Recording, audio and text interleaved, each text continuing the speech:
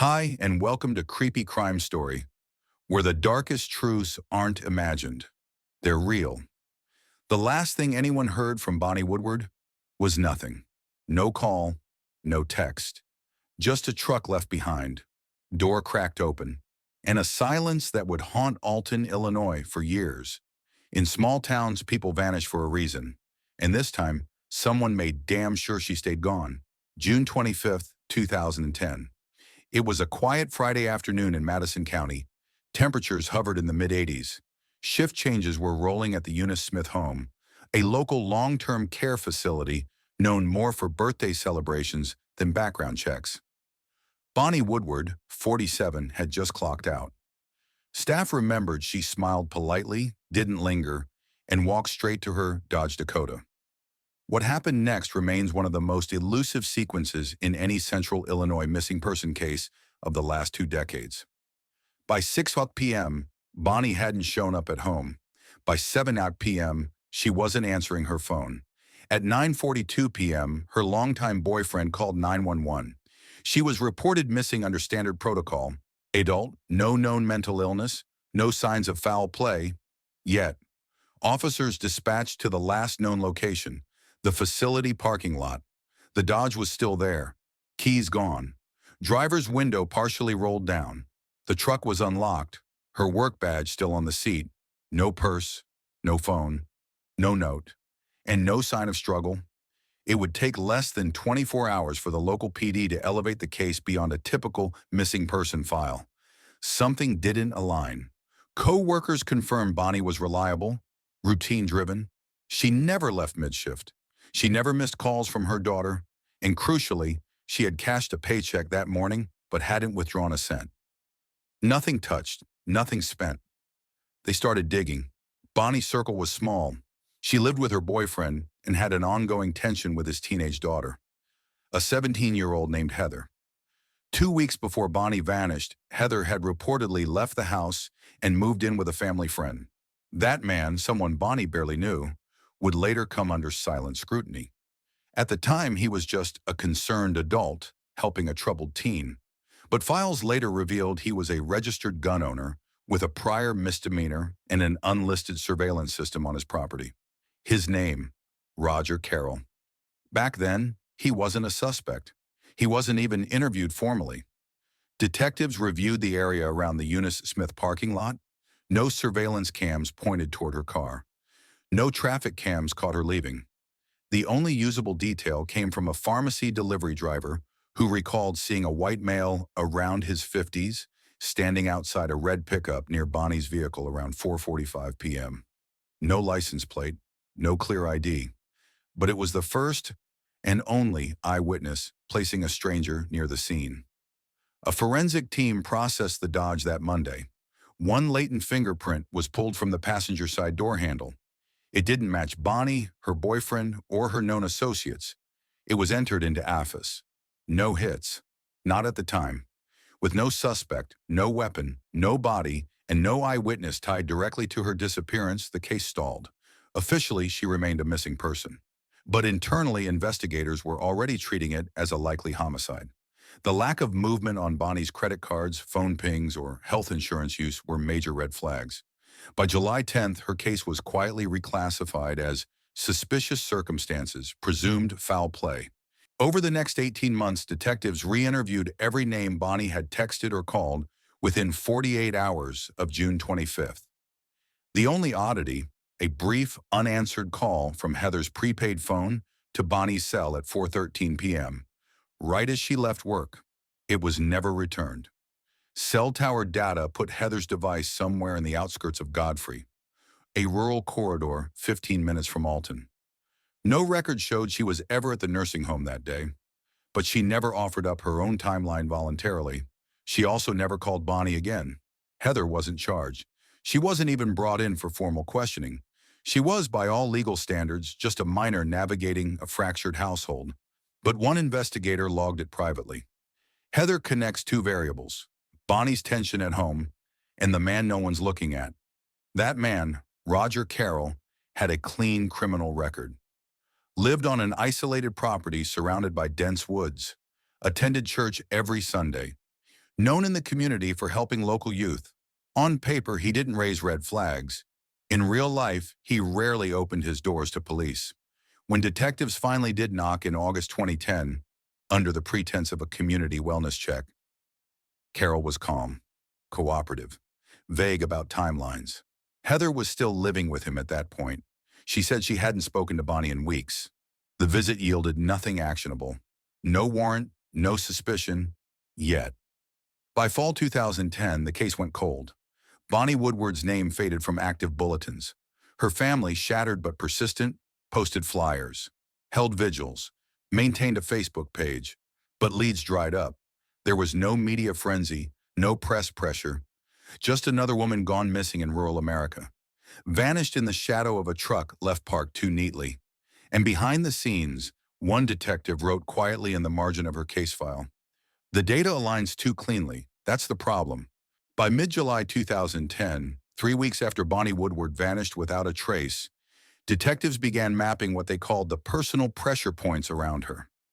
At the center of that diagram was not a husband, nor an ex, but a 17-year-old girl named Heather, not legally connected to Bonnie, but deeply embedded in the same household. Heather was the teenage daughter of Bonnie's boyfriend, and she'd recently moved out following escalating tension at home. According to neighbors, the fights had intensified in early June. One reported overhearing yelling through an open window, a woman's voice shouting about respect and boundaries, followed by a door slamming. The following week, Heather left. The location she chose to run to wasn't arbitrary. She moved into the home of Roger Carroll, a man in his 50s who'd known Heather through church youth programs. His name had appeared once in Bonnie's phone logs. No further contact. He was, by outward appearances, a benign community member offering shelter to a minor in a bad situation. The decision to focus on Heather's movements stemmed from a forensic timeline reanalysis conducted in early August. Investigators requested her cell records through emergency disclosure. The logs showed a 19-second call from Heather's phone to Bonnie's number at 4:13 p.m. on June 25th, approximately 20 minutes before Bonnie was last seen leaving work. Bonnie never returned that call. Investigators mapped cell tower pings and triangulation data. Heather's phone had connected briefly to a tower northeast of Godfrey, outside Olton city limits, near the rural area where Roger Carroll's property sat. At the same time, Bonnie's phone had exited the coverage zone near the nursing facility and was deactivated minutes later. The overlapping window was small but operationally significant. Heather reached out to Bonnie shortly before Bonnie disappeared, and the call came from the vicinity of Carroll's residence. No direct proof, but it was enough for a soft interview request. Heather declined to speak formally without legal representation. She was still a minor. Carroll, acting as her guardian, refused access on her behalf. There was no warrant, no statutory cause to override his authority. Legally, the investigation stalled at that point. Still, the timeline remained suspicious. Further review of Roger Carroll's known vehicle, a red GMC Sierra pickup, found that it matched the general description provided by the pharmacy driver who'd seen a man loitering near Bonnie's truck, but the driver couldn't positively identify Carroll. Facial composite efforts failed. There was no surveillance footage from the parking lot or adjacent businesses. By early September, the vehicle lead was labeled non-actionable. Behind closed doors, the lead investigator flagged the case internally for enhanced review under potential custodial manipulation, a rarely used classification indicating a suspicion that an adult may be exploiting a dependent in a manner connected to a violent crime. While this didn't amount to charges, it placed both Heather and Carroll on a limited FBI watch list for interstate trafficking alerts, a move meant to trigger automatic notifications if either of them crossed state lines, changed addresses, or applied for identification changes. Meanwhile, forensic analysis of Bonnie's truck yielded one new data point. The fingerprint on the door handle, previously unmatched in the AFIS system, was now cross-referenced with an updated local repository containing new volunteer submissions. In late September 2010, the print tentatively matched a known associate of Roger Carroll, a delivery technician who had done landscape work at Carroll's residence. But the technician had never met Bonnie, nor had a reason to be near her vehicle. When questioned, he stated under oath that Roger had once asked him to help pick up some parts at the nursing home parking lot weeks prior. Records didn't support that story. Still, the print was deemed inconclusive in relation to Bonnie's disappearance. The theory emerging within the task force was unsettling, but coherent. A teenager, isolated and frustrated, found comfort in an older male figure. That figure offered protection, attention, and control. And when Bonnie challenged that dynamic, something broke. But this theory had no legal legs, not without a witness, a body, or a confession. By November 2010, Heather had moved out of Carol's house and re-entered a juvenile rehabilitation program in Missouri. The separation was administrative, not criminal. Carol remained untouched by law enforcement, quiet, cooperative when approached, but always vague. No search warrant ever issued. The case stalled again, not due to lack of effort, but lack of evidence admissible in court. Privately, the lead detective logged the following note in his case memo. Too many threads end with Heather. But every time we pull one, Carol cuts the line, and another line, handwritten at the bottom. If she called Bonnie that day, it wasn't casual. In November 2010, the task force investigating the disappearance of Bonnie Woodward shifted its attention to the man who, so far, had remained strategically out of reach. Roger Carroll. Though never officially declared a suspect, his name had been flagged in multiple internal memos. He hadn't been seen near the nursing facility, hadn't left a clear forensic trace, and hadn't been directly accused. But his proximity to Heather, the teenager at the center of escalating household tension, and his refusal to permit formal interviews with her raised enough operational concern to warrant a structured approach. Investigators opted for a dual-path strategy, behavioral profiling and environmental analysis. They initiated discreet surveillance on Carol's rural property in Godfrey, Illinois. From the road, the house looked ordinary, modest, with a detached garage and overgrown brush flanking the west side. But its location, partially secluded by tree lines, with no visible neighbors within 300 feet, made access difficult and visibility minimal. During a 4-week observation period, analysts noted a routine pattern. Carol left home alone early in the morning, returned before sundown, and never deviated from his route. Deliveries were infrequent, no guests, no overnight movement. The house remained visually quiet, no suspicious vehicle traffic, no sudden changes in outdoor conditions. But there was one detail that stood out, a consistent burn pile near the back edge of the property. Detectives documented multiple days of open flames, usually mid-morning. The pile never grew significantly in size, suggesting that material was added in small amounts and incinerated quickly. Officers lacked legal grounds for intrusion, but the presence of controlled burning became a recurring notation. Carol wasn't hiding. He simply wasn't giving anything away. Meanwhile, a forensic analyst revisited GPS metadata linked to Bonnie's mobile device. Though the phone had been deactivated shortly after 4:15 p.m. on June 25th, cache tower transitions remained preserved. The final signal came from a rural cellular node located 3.2 miles southeast of Carol's address. It was an older tower, less precise than newer triangulation tools, but still capable of placing a phone within a 1.5-mile radius. That radius included the edge of Carol's land. The data didn't confirm that Bonnie had been there, but it effectively ruled out her heading north, west, or toward any commercial corridors. She hadn't run away. She hadn't gotten lost. Her last known digital footprint pointed into the woods. This was the first hard geographic alignment between Bonnie's disappearance and Carol's property. Detectives scheduled a knock-and-talk visit under the pretext of community canvassing. On December 6th, 2 plainclothes officers approached the residence. Carol opened the door. He was calm, polite, and unsurprised by their presence. When asked about June 25th, he said he'd spent the day working on his property, alone. No one could corroborate. When asked if he'd seen Bonnie that week, he responded, "Not that I remember." When asked if he owned firearms, he answered, "Legally, yes." The interview lasted less than 9 minutes. He denied entry to the home. No warrant, no cause. That same afternoon, the report was submitted to the state's attorney's office for review. The prosecutor returned it with a single notation. No actionable predicate, surveillance only. 2 weeks later, Heather was formally removed from Carol's custody by the Illinois Department of Children and Family Services. The transfer was handled quietly due to her minor status, and the file was sealed. She was sent to a juvenile group home in St. Louis County. Carol's only recorded reaction was to file a brief statement with the church community center, citing personal difficulties. The removal of Heather shifted the investigation's tone. With her outside Carol's control, law enforcement believed she might eventually speak. But no effort to reach her was successful.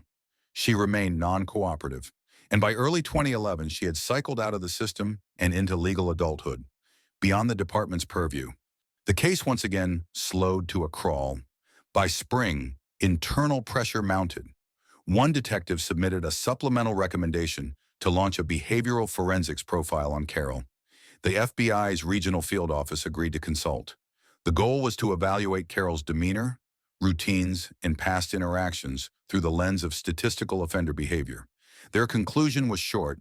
Subject maintains compulsive order, limits access, and exhibits non-reactive response patterns when challenged, consistent with premeditated concealment behavior.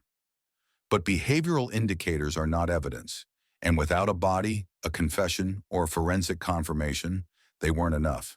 The lead detective wrote in the margin of his report, "There's a reason everything stays quiet. This isn't lack of movement, it's calculated inertia." Years would pass before that inertia finally cracked. By early 2018, Bonnie Woodward had been missing for nearly 8 years. No new physical evidence had emerged since the initial forensic survey. Her case was classified as cold, open, but dormant, with no assigned lead investigator. Internally, the file had rotated through 3 separate hands in Madison County's Violent Crimes Division. Each noted the same facts, the same absence of body, and the same name that lingered unanswered in their reports: Roger Carroll. Then came the call that shifted everything. On January 18, 2018, Carroll's wife, who had since separated from him, contacted the Alton Police Department. She reported a domestic violence incident involving Roger, during which she alleged he had made a direct, unsolicited statement to her. According to her account, during an argument, Carroll leaned in close and said, "I have killed for you."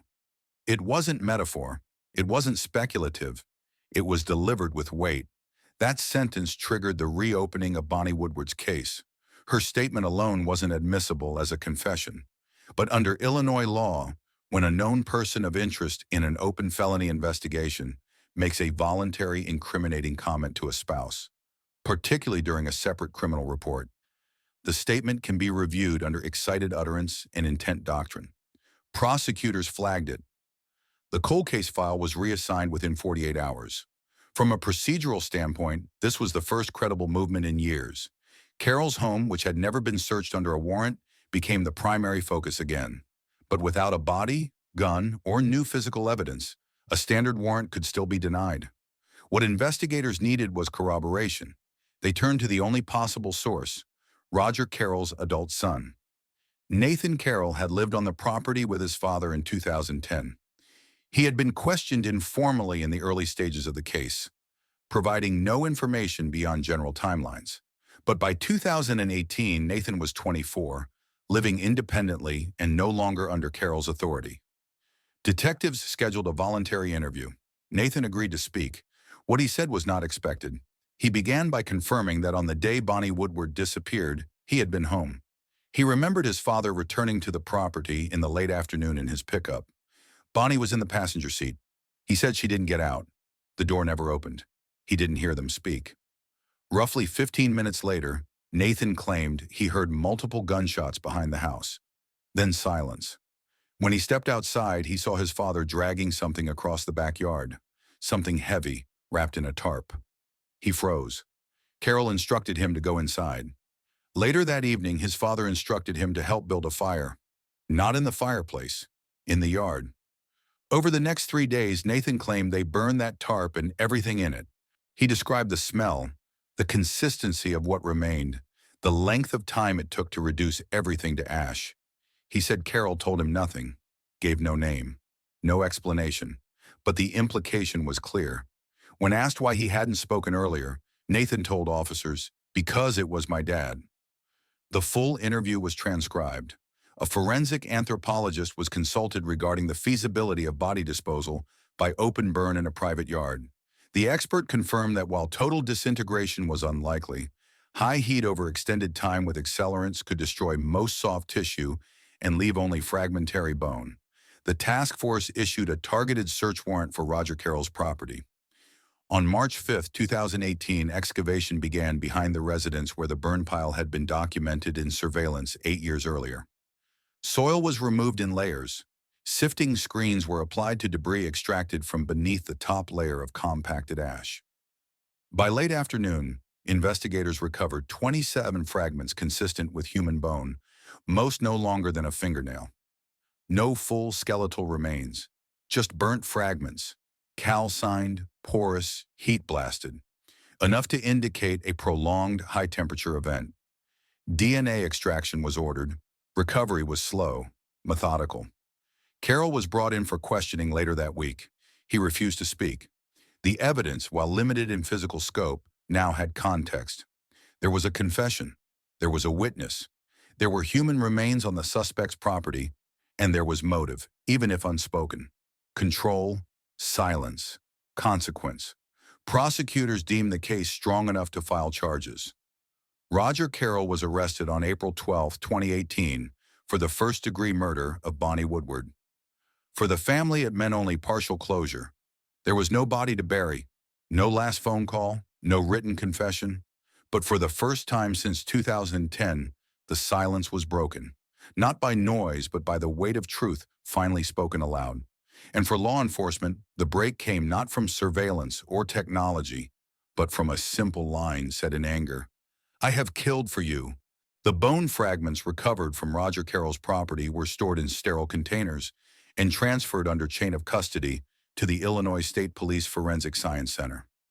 Their condition reflected extreme thermal exposure, cracked, calcined, brittle. Most were unrecognizable to the naked eye, but within forensic pathology, the absence of a full skeleton doesn't preclude identification. What matters is traceable biological residue and context. Investigators now had both. A forensic anthropologist and a forensic odontologist began the first phase, classification. The fragments were compared against Bonnie Woodward's dental records, which had been preserved from her time as a healthcare employee. One partial molar crown still intact was matched through dental morphology. It wasn't just consistent, it was conclusive. Next, mitochondrial DNA testing was ordered on the smallest remaining particles. Unlike nuclear DNA, mitochondrial profiles can survive high heat destruction. A match was confirmed with one of Bonnie's biological daughters. Probability of misidentification, statistically 0. With this forensic confirmation, the prosecution team formally filed for a no-body homicide indictment. Illinois doesn't require physical remains to proceed with murder charges if forensic, testimonial, and circumstantial evidence meet threshold for probable cause. The judge signed the indictment. Grand jury proceedings were waived. Roger Carroll would face trial for the murder of Bonnie Woodward. During pretrial hearings, the defense challenged the evidence on predictably narrow grounds. They claimed the son's confession was coerced, that the bones lacked timeline verification, and that Carroll's wife was retaliating due to a custody dispute. None of it held. What quietly bolstered the case, beyond the bone fragments, was an overlooked data point from the original 2010 evidence. The unassigned fingerprint recovered from Bonnie's truck. When reprocessed through an updated AFIS network during the reopened investigation, it generated a match. The print belonged to Roger Carroll. It had been sitting there for nearly 8 years, unmatched, unexplained.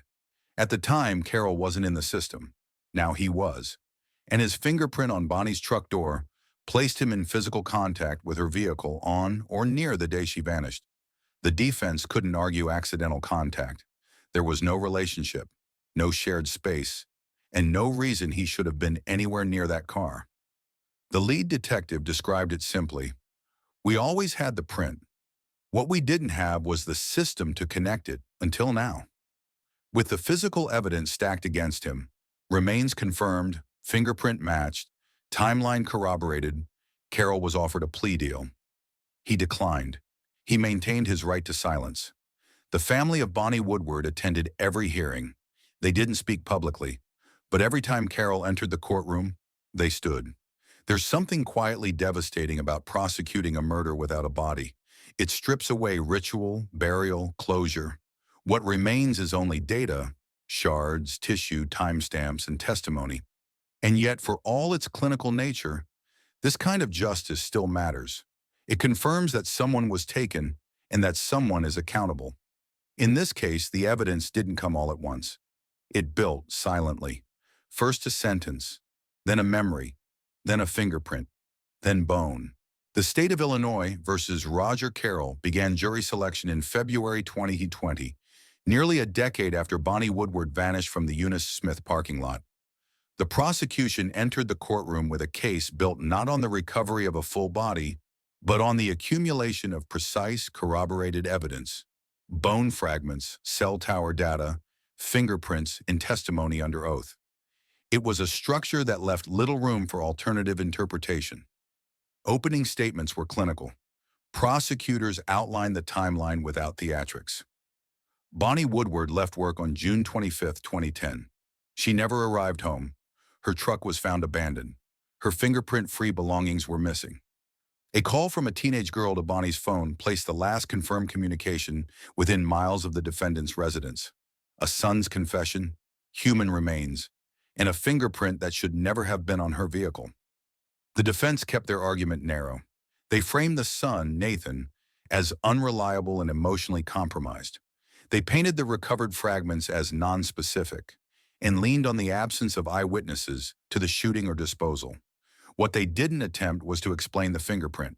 Witness testimony formed the spine of the prosecution's case. Nathan Carroll testified for over 3 hours. He detailed the events of June 25th, his father's truck arriving, the muffled gunshots, and the smell of burning material behind their property. He recounted being ordered to assist with the fire and watching it for hours as something he could never name was destroyed. His testimony never shifted. Cross-examination didn't dislodge his timeline. Forensic analysts took the stand next. The dental match was described with certainty. The molar recovered from the burn site matched Bonnie Woodward's dental records in 3 separate points. The DNA extracted from charred fragments matched her daughter's mitochondrial lineage, and the latent fingerprint found on the passenger door handle of Bonnie's truck, processed through an updated fingerprint system, was positively matched to Roger Carroll. Jurors were shown a timeline of the original investigation and the 2018 reopening. The link between a single statement, "I have killed for you," and the eventual excavation that recovered human bone was emphasized not for emotional impact, but for evidentiary relevance. It explained why the case returned from dormancy. It justified the search warrant. It connected physical space to motive. Carroll showed no reaction during proceedings. He declined to testify. His defense did not call any witnesses. The prosecution's closing argument returned to structure. Motive was secondary. Means, opportunity, and concealment were primary. The absence of a body didn't mean the absence of a crime. It meant the presence of a calculated cover-up. After 8 days of testimony and 2 days of deliberation, the jury returned a unanimous verdict: guilty of first-degree murder. Sentencing was swift. Carroll was given 40 years for murder and an additional 25 years for use of a firearm in the commission of a felony. The sentences were consecutive. He would be over 100 years old before becoming parole eligible, assuming survival. The verdict didn't bring Bonnie Woodward home, but it restored her name in the eyes of the law.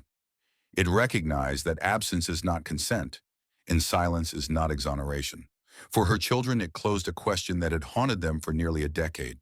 Not with satisfaction, but with certainty. Roger Carroll was sentenced on March 16, 2020, 65 years total. No eligibility for parole. The legal conclusion was clear, but the closure, that part was uneven. The state closed its file, but Bonnie's family didn't get a funeral. They had no remains to bury, just fragments that had been burned, sifted, bagged, and cataloged.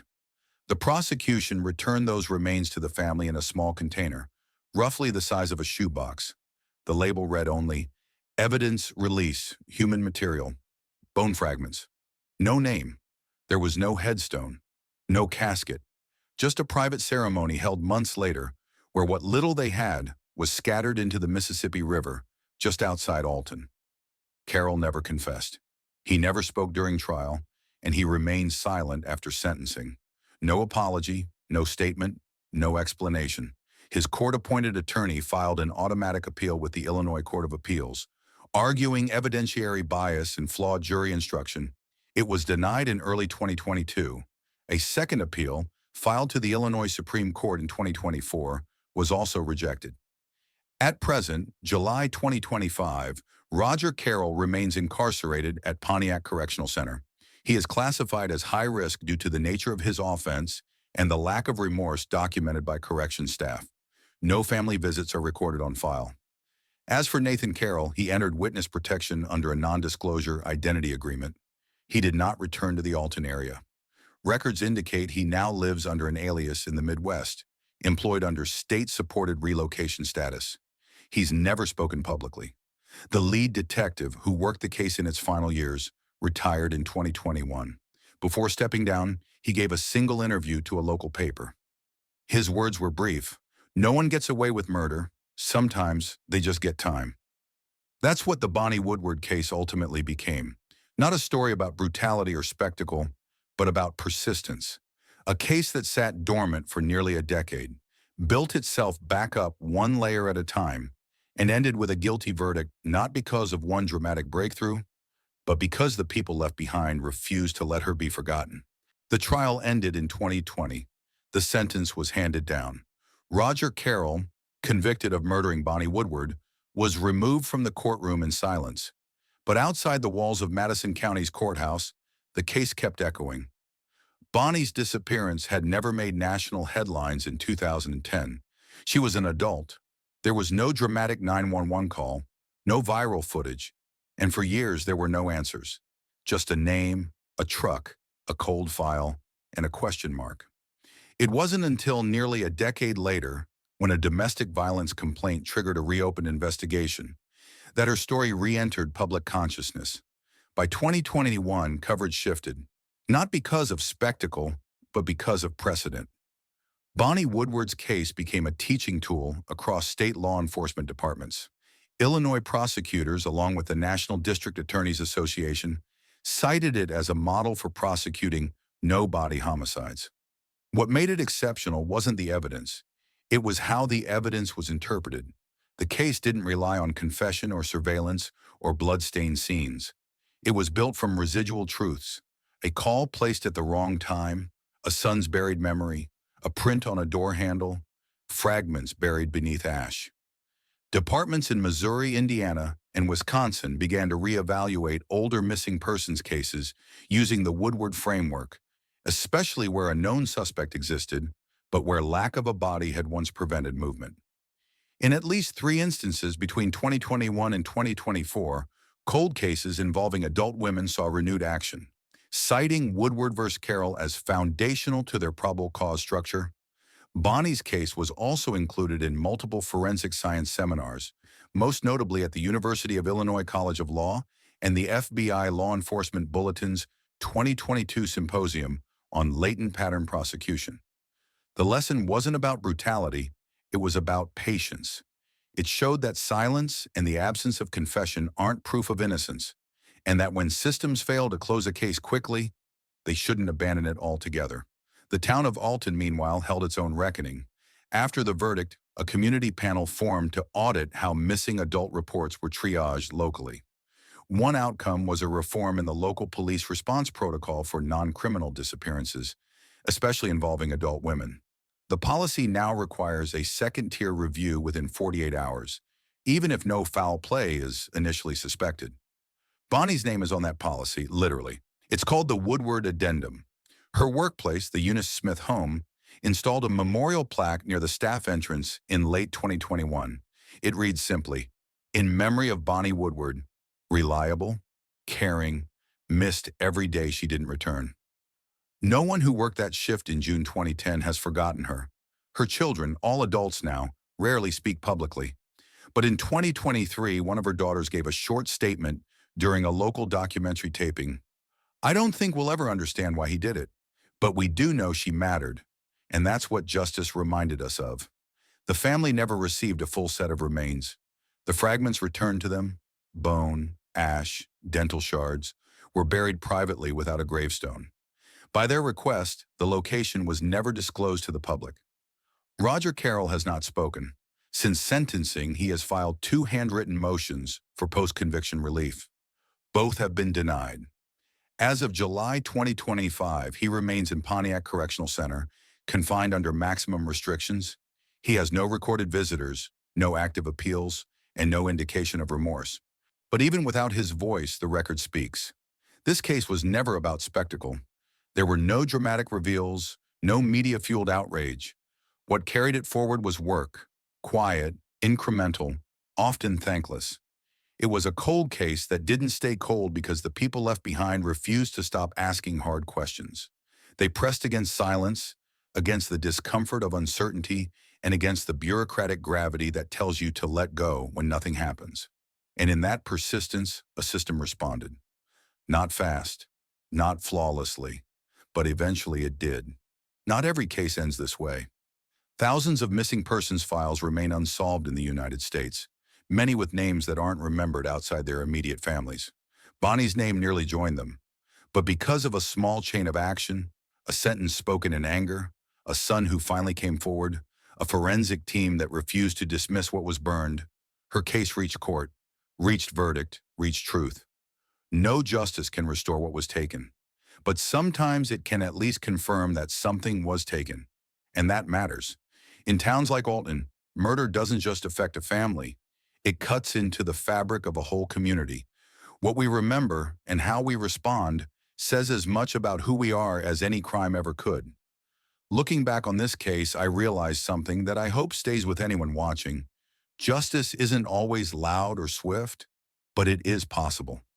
Sometimes it's not a dramatic headline that makes a difference, but a quiet voice that refuses to forget. As someone who's walked through every chilling detail of this story, my message is simple. Don't ignore what feels wrong. Speak up. Ask again. Stay curious. That's how the truth survives. What do you think this case tells us about trust, silence, and justice in our communities? Have you ever felt a system failed someone you cared about? If this story moved you, tell me in the comments where you're watching from, or why it struck a chord with you. And if it didn't, I'd still love to hear your thoughts. What could we do better? If you found value in this video, don't forget to hit subscribe and follow this channel for more true crime stories that matter.